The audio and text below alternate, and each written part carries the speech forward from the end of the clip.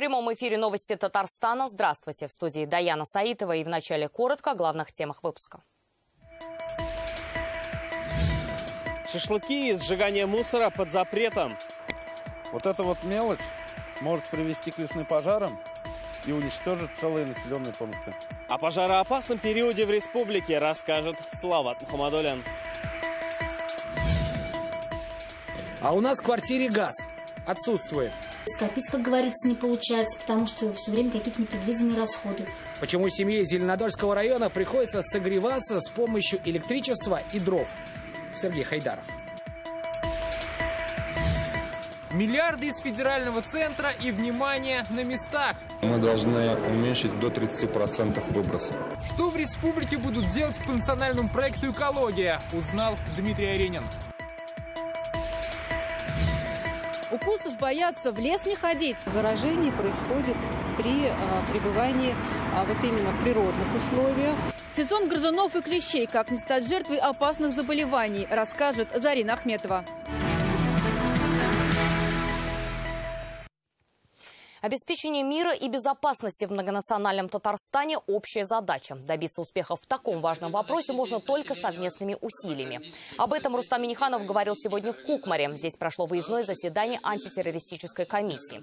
Важно привлечь к данной работе общественные объединения, религиозные организации, а также мобилизовать все возможные резервы, добавил президент. В 19 районах республики созданы специальные группы для работы с лицами категории особого внимания. В прошлом году удалось найти дополнительные формы взаимодействия с некоммерческими и религиозными организациями. Затронули и тему образования. Более 1300 школьников сегодня учатся на дому. По данным главы Минобразования Татарстана, у детей с домашним образованием результаты ЕГЭ по ряду предметов ниже. Здесь же в районе прошло заседание антинаркотической комиссии. Президент дал ряд поручений. В частности, внедрять новые методы борьбы с наркобизнесом и усилить адресность работы с трудными подростками и их родителями. В прошлом году в республике по информации правоохранительных органов было заблокировано 750 интернет-страниц, содержащих упоминания о наркотических средствах. Президент поручил шире использовать возможности IT-технологий и вести активную работу с молодежью. Экономический потенциал республики позволяет нам решать важные социальные задачи. Главным критерием нашей работы было и остается качество жизни населения. Противодействие распространению наркомании является неотъемлемой частью нашей государственной политики. К другим темам. Из запала сухой травы в Татарстане уже произошло в 2 раза больше пожаров, чем в прошлом году. Жгут как траву, камыш, так и мусор на частном секторе. Лидирует Казань, Нижнекамск, Елабуга и Заинск. Остается 2 дня, и за такое уже штрафуют существенно. О пожароопасном периоде и планах на жаркое лето сегодня рассказали лесники и спасатели. Чего лучше не делать, чтобы не нарваться на круглую сумму, напомнит Салават Мухаммадуллин. Вот эта вот мелочь может привести к лесным пожарам и уничтожить целые населенные пункты. И точно так же чуть не сгорела заброшенная ферма в Больших Сырдыках в Кукмарском районе. По словам местных жителей, во время поджога мусора огонь просто ушел восвояси. Большое везение, что рядом не оказались жилые дома, говорят здесь сейчас. На кадрах видны столбы дыма, местами открытый огонь. Сегодня в исполкоме сельского поселения подтвердили слова жителей.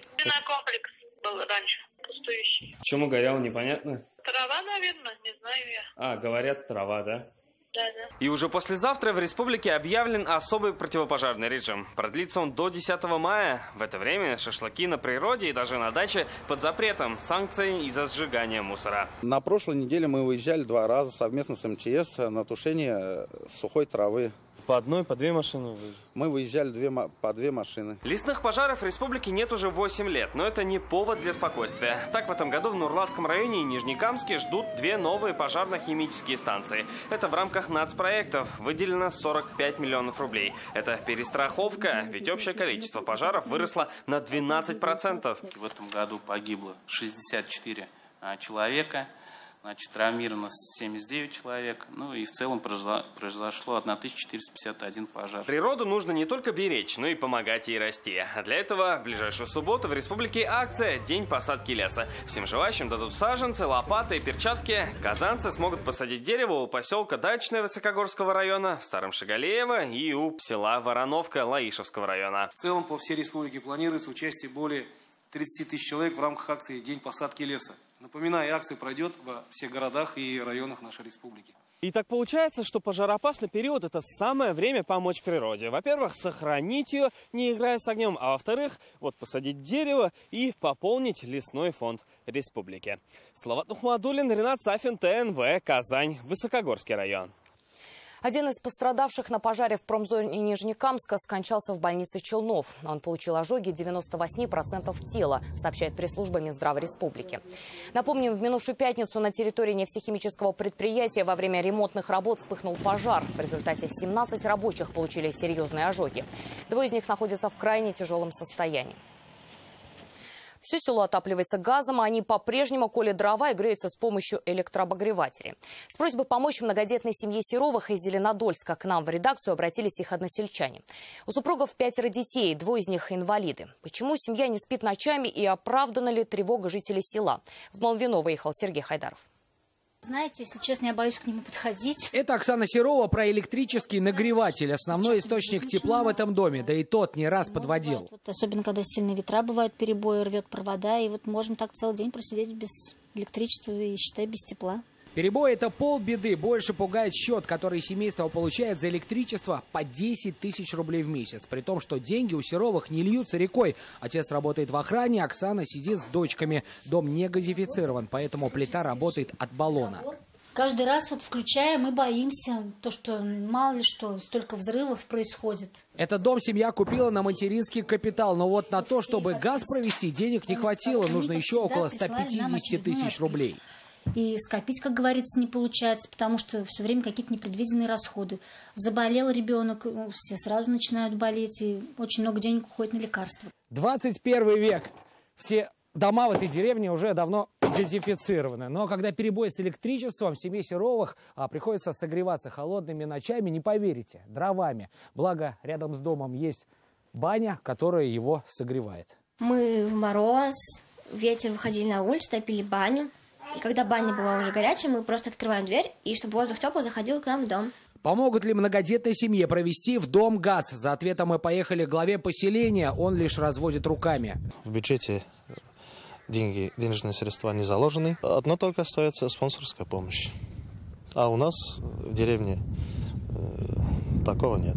От главы мы отправились не к спонсорам, а сразу в исполком Зеленодольска. Там нам ответили, что специальных программ по газификации многодетных семей нет, но администрация готова помочь Серовым. Через пару недель будут готовы технические документы для газификации дома. Все это делается непосредственно на спонсорские средства. Второй этап – это сами монтажные работы. Также постараемся найти решение и здесь, на этом этапе. Выполнит ли свои обещания Зеленодольский исполком, мы обязательно проверим. Главное, чтобы до этого времени не случилось трагедии. Напомним, в Казани в ночь на понедельник при пожаре погибла семья из 6 человек. А до этого из-за неисправности электропроводки или газового оборудования трагедии случались в Кукмарском, Апастовском и Леногорском районах. Сергей Хайдаров, Алмаз Единов, ТНВ, Зеленодольский район.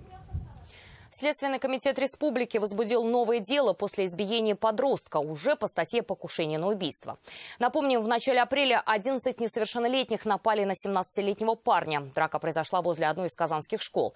После случившегося было возбуждено уголовное дело по статье «Умышленное причинение вреда здоровью средней тяжести».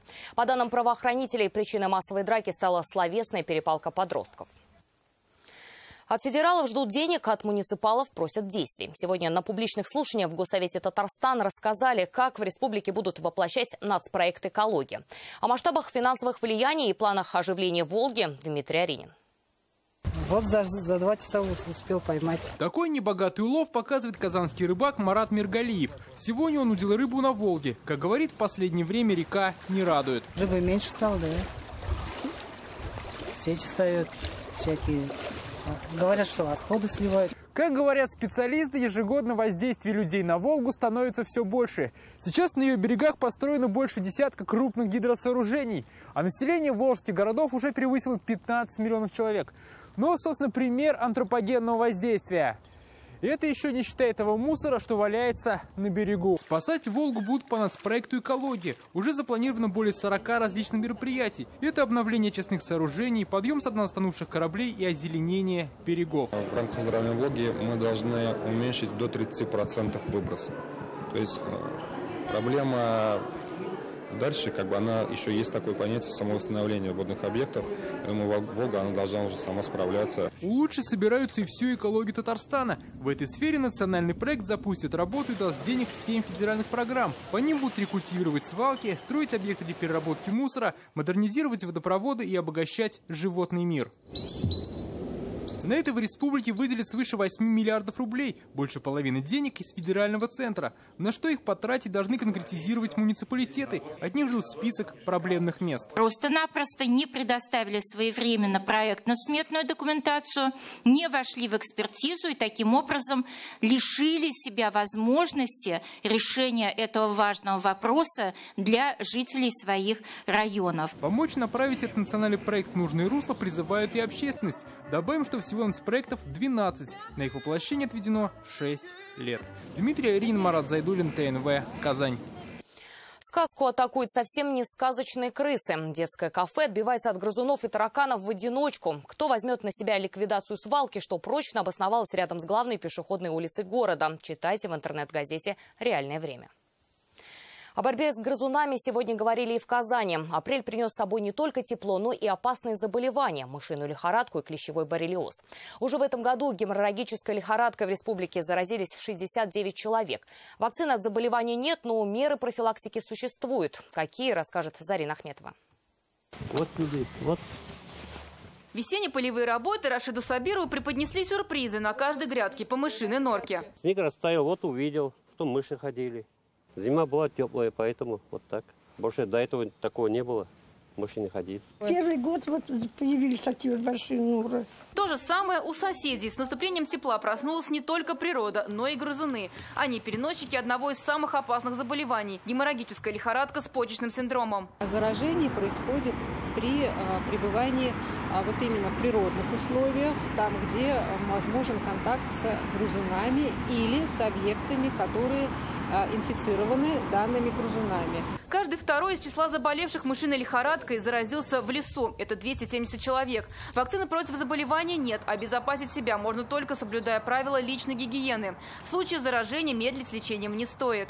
Лечение оно комплексное, подразумевает назначение противовирусных препаратов, проведение патогенетической посиндромной терапии, направленной на дезинтоксикацию. Еще одна опасность, которая поджидает на природе, это клещи, а с ними энцефалит и клещевой боррелиоз. Пик активности кровососущих приходится на конец мая, начало июня, но уже сейчас есть вероятность встретить одного из них. Риск поймать клеща есть не только в лесу, но и в городе. Это может произойти где угодно и совершенно неожиданно, а укуса вы даже не почувствуете. Сейчас, чтобы обезопасить горожан, все парки сквера Казани начали обрабатывать, но придя домой, проверить себя на наличие насекомых все же стоит. Нашли на теле клеща? Обратитесь к врачу. В случае, если вытащили самостоятельно, насекомое лучше сдать в лабораторию для исследования. Результат будет уже через сутки. Если насекомое заражено, у человека есть 4 дня, чтобы начать лечение. Зарина Ахметова, Александр Лобанов, ТНВ, Казань. Это новости Татарстана и далее в выпуске. Уточнение границ с воздуха. Если нам нужно, мы предоставляем видеозапись. Как технологии помогают в земельном надзоре, увидела Анна Городнова. В гостях у ТНВ будущие журналисты. Разве не удобно работать мне в прямом эфире? Не в прямом эфире, это интересно, ребят. Новости – это только прямой эфир, конечно. Появилось ли желание у ребят работать на телевидении, узнала Вероника Гайнутдинова. Башня Тюбетейка или Тюбетей-Тауа. Проект смотровой площадки сегодня обсудили в Казани на заседании инвестиционного совета. Рустам Минниханов предложил доработать художественную идею здания. Напомним, новый туристический объект высотой более 120 метров планируют возвести на правом берегу Казанки. На ее вершине корпус в виде тюбетейки, смотровая площадка, рестораны и магазины с сувенирами. В год на башню смогут подняться до 500 тысяч человек. Давайте подумаем по художественному содержанию самого объекта. Наверное, мы сегодня ничем не ограничены, можем внести там любые. То есть она должна быть и легкой, и красивой, там, и уникальной. Я думаю, что можно объявить конкурс, и это даже будет красиво.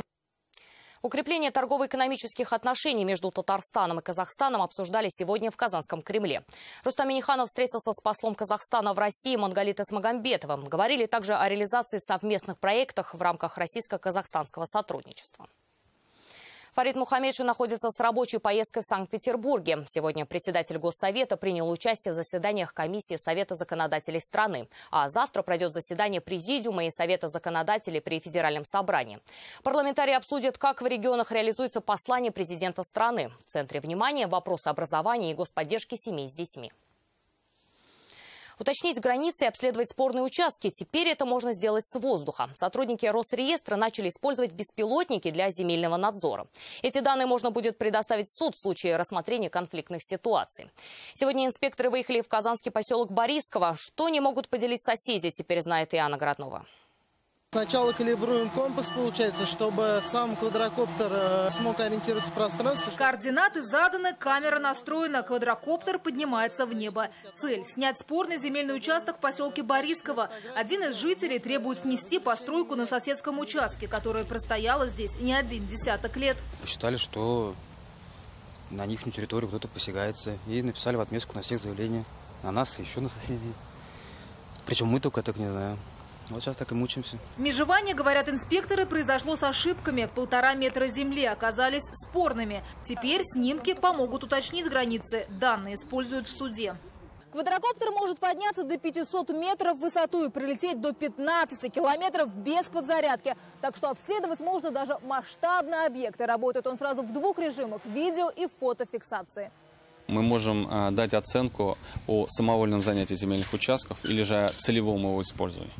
Часто мы не можем попасть на определенные точки границ земельных участков, а с помощью квадрокоптера сделать это просто. Геодезическое оборудование не уходит в прошлое. Просто инспекторам станет легче и быстрее обследовать местность. Раньше процедура занимала около часа, сейчас несколько минут. Зимой у нас в основном такие климатические условия суровые же получается.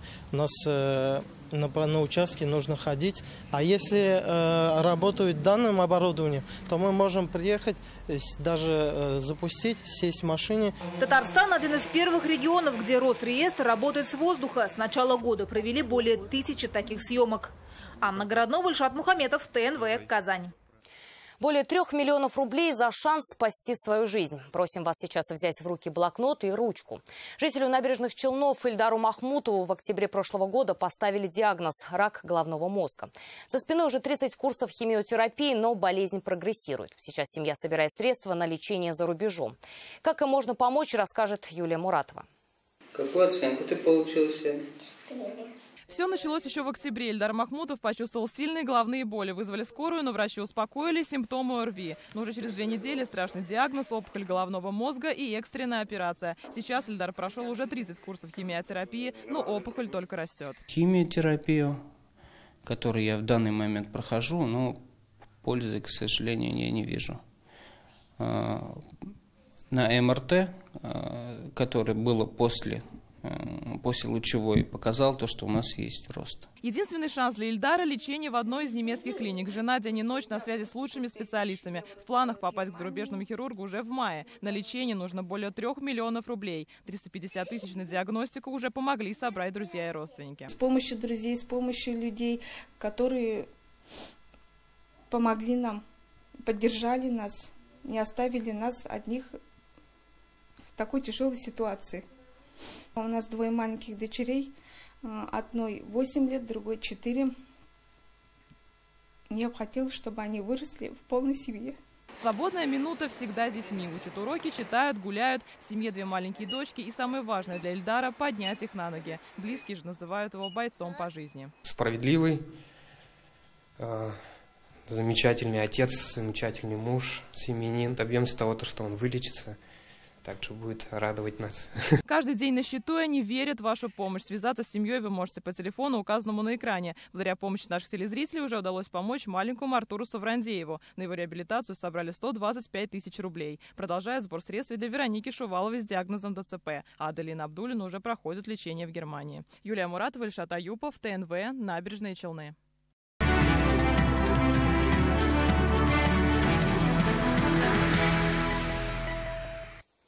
Волгоград на поиске. Сегодня члены военно-патриотического отряда «Гвардия» Заинского района отправятся в поисковую экспедицию. Перед отъездом в Парке Победы отряд возложил цветы к вечному огню. На поиски бойцов 120-й дивизии, которая формировалась в Татарстане, сегодня уезжает 18 поисковиков. Вернутся в Казань они только накануне Дня Победы, 8 мая. Будем именно проводить раскопки в Ерзовке, рабочий поселок Городищенского района, где уже находятся альметьевские и нугладские отряды. Уже ребята отзванивались.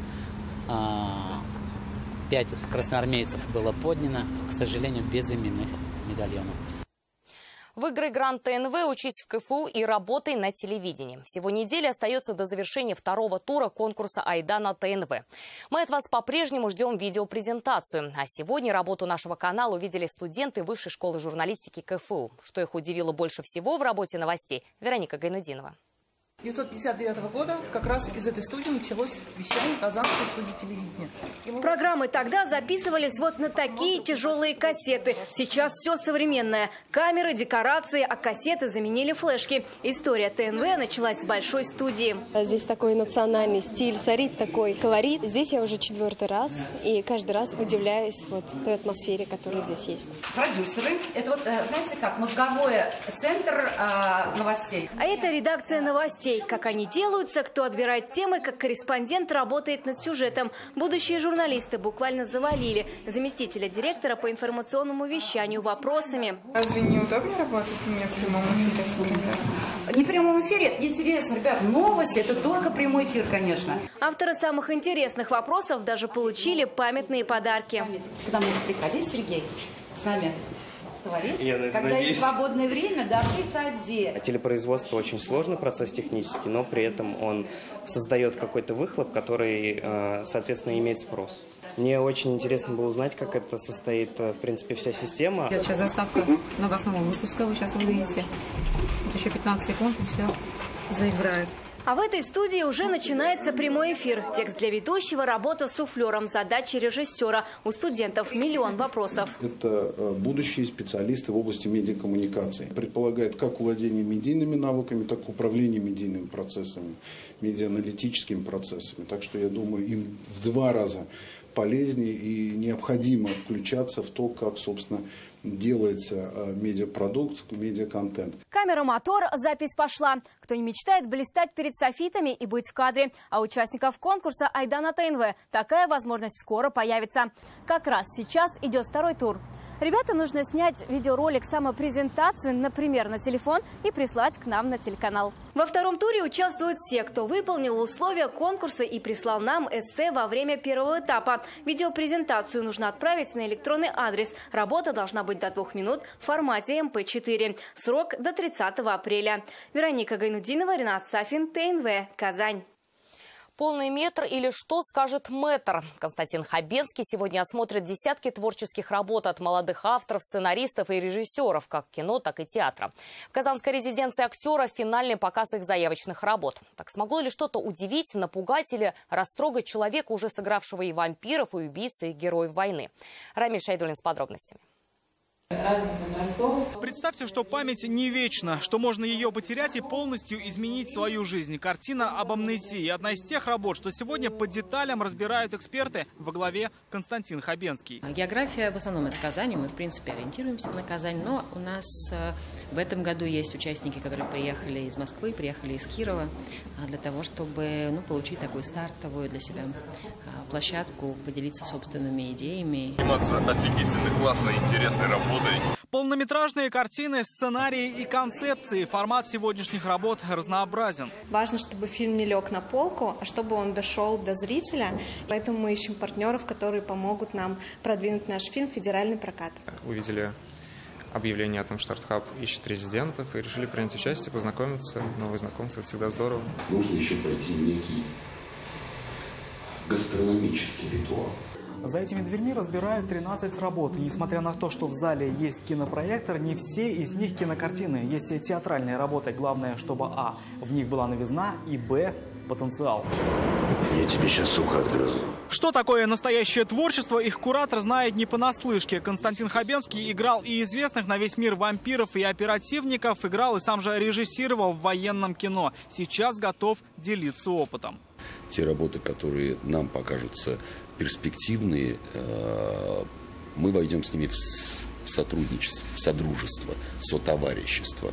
И будем размышлять и прилагать все усилия для того, чтобы они перешли на другой качественный уровень по воплощению. Поэтому финалистов может быть не один и не два. Организаторы настаивают. Это зависит от каждого. Для талантов это и возможность получить хорошие рецензии. За их работы уже взялись мэтры. Рамиль Шайдуллин, Ильшат Мухаметов, ТНВ, Казань. Вечерний эфир продолжит программа «Вызов-112», а сейчас прогноз погоды. До свидания.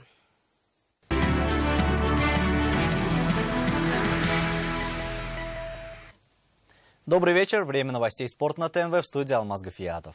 В Казани подвели итоги чемпионата и первенства России по тэквондо ГТФ. 4 дня лучшие спортсмены из 52 регионов страны боролись за награды и путевки на чемпионаты и первенства Европы. По результатам соревнований в общекомандном зачете первого места удостоились тэквондисты Самарской области. На второй строчке Москва замкнули тройку призеров спортсмены Краснодарского края.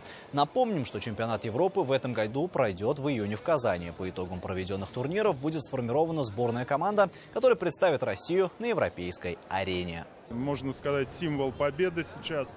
Мы ведем очень большое военно-патриотическое воспитание, духовно-нравственное, поэтому наши дети, я думаю, это будущее нашей России.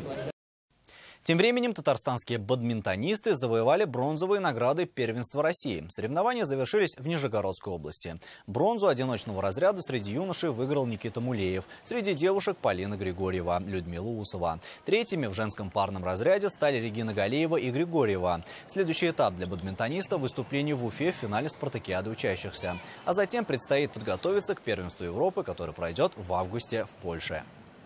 Другим темам Казань примет матчи Суперкубка России по хоккею на траве. Трофей в этом году будет разыгран впервые. За новый титул борьбу поведут победитель чемпионата страны и обладатель Кубка России. Обладатель первого Суперкубка определится в единственном матче как среди мужских, так и женских команд. Матчи состоятся 27 апреля на поле центра хоккея на траве. В борьбе за Суперкубок России в 15:00 сойдутся мужские клубы «Динамо Казань» и «Динамо Электросталь».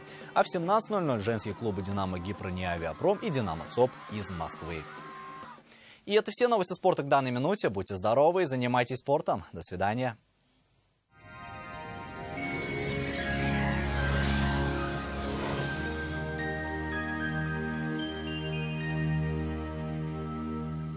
Здравствуйте. Апрель в этом году выдался щедрым на солнце. Более подробнее о погоде после небольшой информации. Вам нужен шкаф-купе. Качественный, недорогой и по вашим размерам. Данил Мастер исполнит ваше желание. Успейте заказать со скидкой 20%. Данил-мастер.рф. Телефон 2 167 166. По данным сервиса Яндекс.Погода, под влиянием скандинавского антициклона в Татарстане 24 апреля будет по-летнему тепло. На юго-востоке в Бугульме, Бавлы, Азнакаево переменная облачность, без осадков, дневные температуры плюс 14. На северо-востоке, в Нижнекамске, Набережных Челнах, Елабуге, если ночью 0 градусов, то днем воздух прогреется до плюс 17. На севере Татарстана, Менделинске, Агрызе, Менделеевске плюс 15-17, переменная облачность. На северо-западе, в Арске, в Кукмаре, Балтаси без осадков, днем столбики термометров покажут 19 градусов выше нуля. Для юго-запада 24 апреля будет ясным и до 21 градуса тепла. В центральных районах, в Чистополе, Альметьевске, Мамадыше переменная облачность, преимущественно без осадков, плюс 16, плюс 18. В четверг температуры по Татарстану станут немного ниже, но погода сохранится комфортной и сухой. Федеральная сеть медицинских центров «Доктор Ост». Лечение самых сложных заболеваний позвоночника и суставов, без боли и хирургического вмешательства. За 10 лет в 10 городах России врачами клиники отменено более 10 тысяч операций. Артрит, артроз, остеохондроз. Болезни суставов могут надолго выбить вас из колеи. Выход есть. Современные технологии и эксперты клиники «Доктор Ост» помогут справиться с этими проблемами без боли и операций. Запишитесь в «Доктор Ост». В В Казани будет ясно, без осадков. Дневные температуры плюс 19-21. Ветер западный до 5 метров в секунду. Атмосферное давление 758 миллиметров ртутного столба. Влажность воздуха 46%. Магнитное поле Земли спокойное. О погоде все. В студии была Лейла Латыпова. Всего доброго и до свидания.